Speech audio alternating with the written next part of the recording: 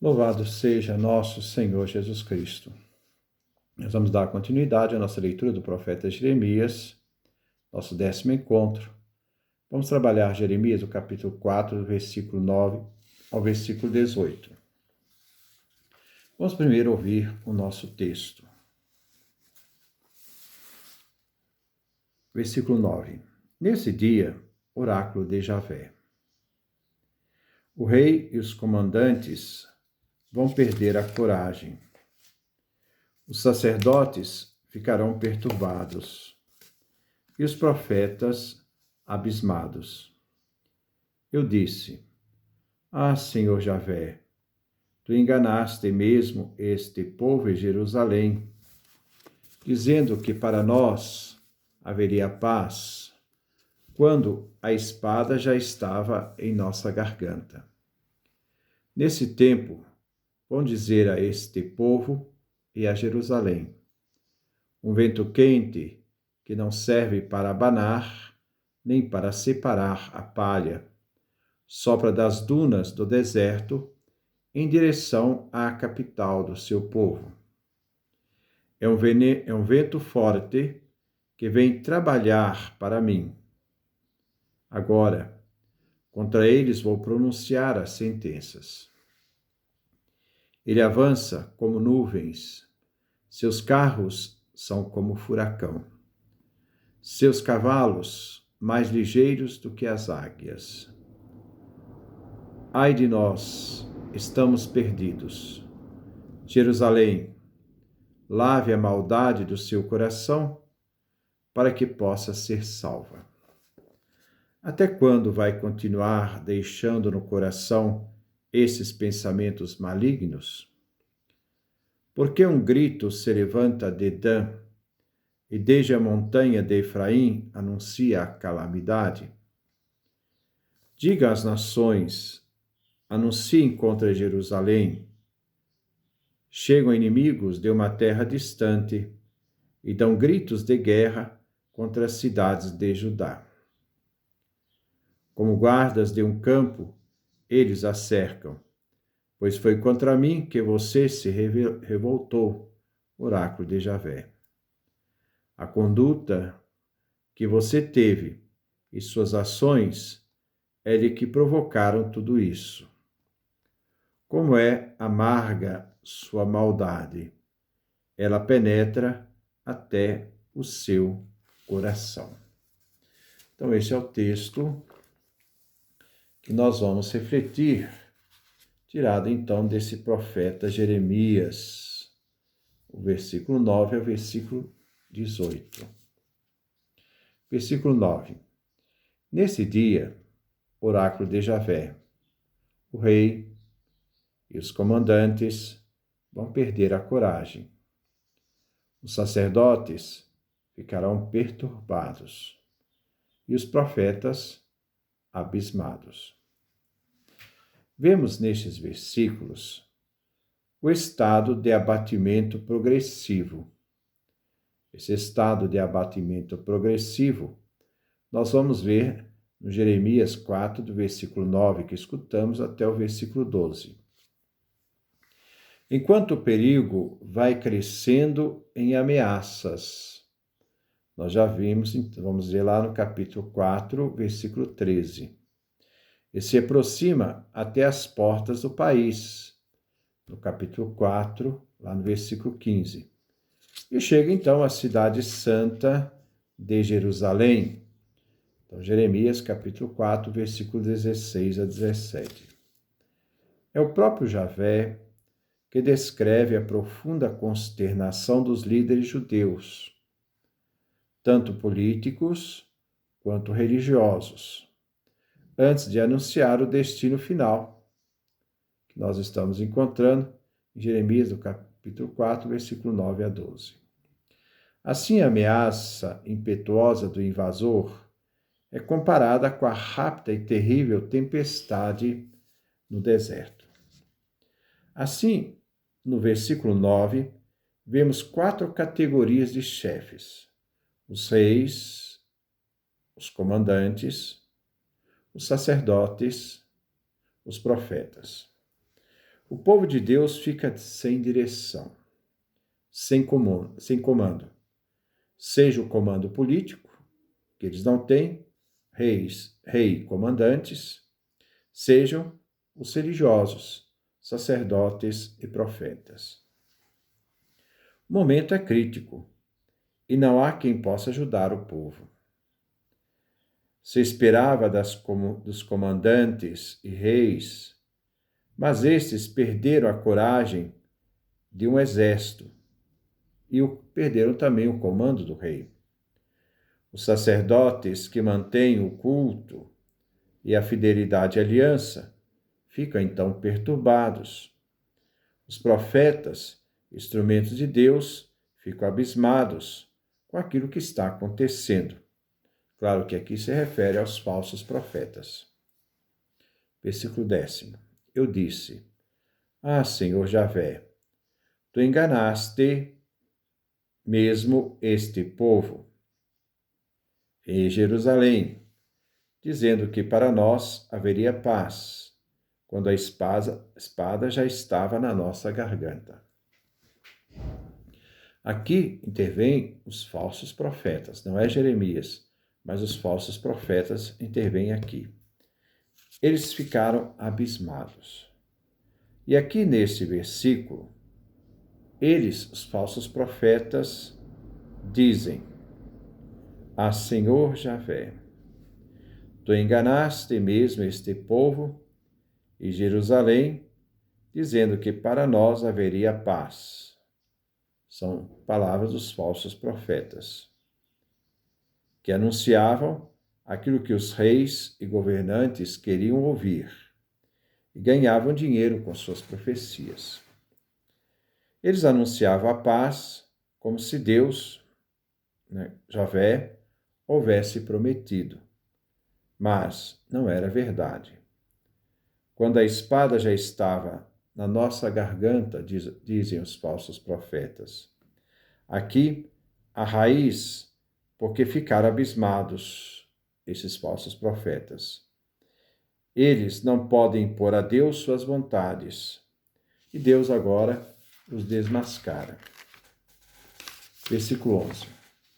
Nesse tempo, vão dizer a este povo e a Jerusalém: um vento quente que não serve para abanar nem para separar a palha, sopra das dunas do deserto em direção à capital do seu povo. Aqui começa uma nova sessão e uma nova introdução. Aqui temos a metáfora do vento quente. Não se trata aqui do vento que separa o grão da palha, onde se separa inocentes e culpados, mas um vento que carrega todos sem distinção, sejam eles inocentes, sejam eles culpados. Este vento quente chega à Palestina do deserto, da região do noroeste. Nós vemos Jó no capítulo 1, versículo 19. Este vento se dirige a Jerusalém, a capital do povo de Deus. Versículo 12. É um vento forte que vem trabalhar para mim, diz Javé. Agora, contra eles, vou pronunciar as sentenças. O vento impetuoso, como furacão, é como o executor que executa as sentenças de Deus. Se trata da marcha impetuosa do invasor, que vem comparada a uma rápida e terrível tempestade no deserto. Javé vai pronunciar as sentenças contra seu povo. Vai abrir um processo e dar as sentenças. Este povo invasor é instrumento de Deus para castigar seu povo, porque esse povo rompeu com a aliança. Por isso Javé diz: eles vêm trabalhar para mim. A marcha do invasor, do versículo 13 ao versículo 18. Versículo 13. O inimigo aqui, ele avança como nuvens, Seus carros são como o furacão, seus cavalos mais ligeiros do que águias. Ai de nós, estamos perdidos. O exército inimigo, que trabalha para Javé, a fim de castigar o seu povo, porque o povo abandonou a aliança, este exército inimigo avança. Várias metáforas são agora comparadas a este exército executor de Javé. Os carros de batalha são furacões devastadores. Seus cavalos mais ligeiros que a águia, que é uma ave de rapina. Diante da ameaça que se aproxima, o povo exclama: ai de nós, estamos perdidos. Versículo 14a. Jerusalém, lave a maldade do seu coração para que possa ser salva. Vem o imperativo para que Jerusalém se converta, fazendo um culto de purificação. Lave a maldade do seu coração. A idolatria, o rompimento com a aliança, que, no caso aqui, Jerusalém se afasta dos deuses, dos ídolos. Só assim, Jerusalém será salva. É necessário uma purificação interior, uma lavagem que seja sincera, autêntica, uma purificação. Só a conversão verdadeira pode salvar a cidade. Mas Jerusalém não vai querer retornar, vai resistir no erro. Versículo 14b. Até quando vai continuar deixando no corações esses pensamentos malignos? A pergunta é para provocar a conversão de um coração resistente. Até quando? Judá vai continuar deixando no coração esses pensamentos malignos, que fez com que o povo rompesse com a aliança e deixasse ser conduzido por deuses, ídolos, que nada são. Judá está resistente em conhecer seu erro e assim procurar se purificar, converter. Será preciso a destruição total para que Judá possa tomar consciência do seu erro? Será preciso perder tudo para dar valor àquilo que se possuía? Versículo 15. Porque um grito se levanta de Dan, e desde a montanha de Efraim anuncia a calamidade. Dan, região situada no nascente do Jordão, na fronteira norte da Terra Prometida. A invasão vem do norte, e Dan seria a primeira região da Terra Prometida a sofrer com a invasão.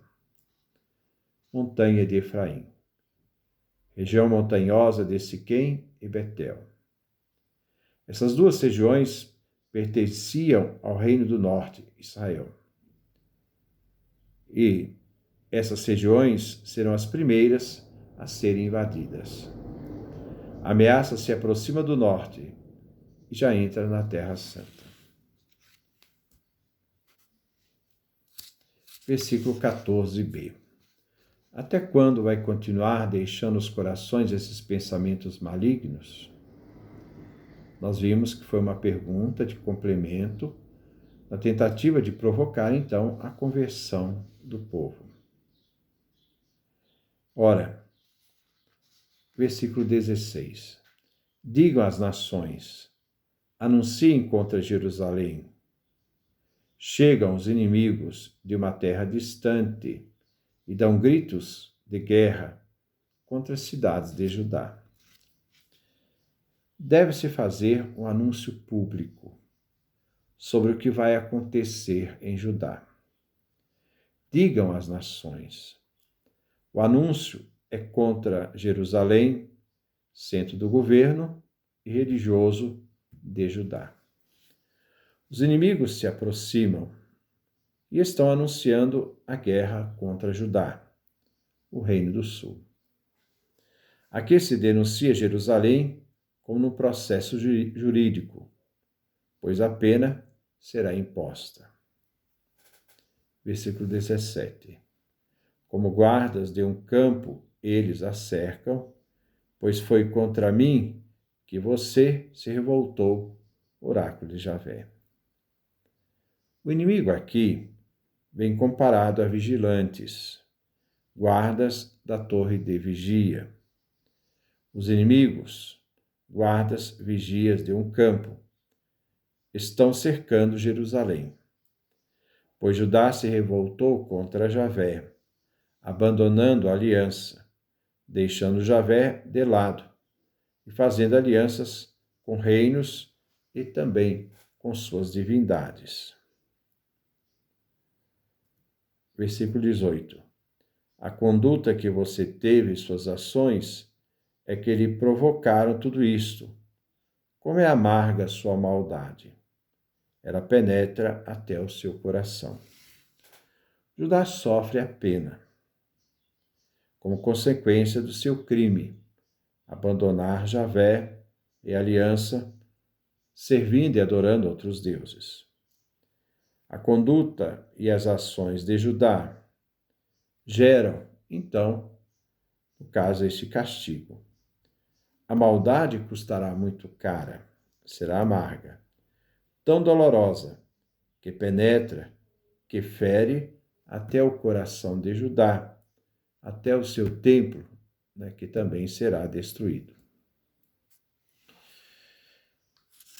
As jogadas da politicagem dos reis, dos governantes, dos sacerdotes, dos profetas, os falsos profetas, são culpáveis. Que traz a culpa também a todo o povo, porque ao errar os governantes, o povo também se torna culpável pelos seus próprios governantes. A culpa recai, inclusive até em pessoas que não são capazes de aceitar esta política dos reis, governantes, sacerdotes e falsos profetas, os profetas. Todos vão vão passar por esse momento de provação, sem exceção. Então, que traz a culpa a todo o povo. Todo o povo é culpado pelos seus governantes, que com suas manipulações políticas, os governantes e religiosos provocam e aceleram a invasão.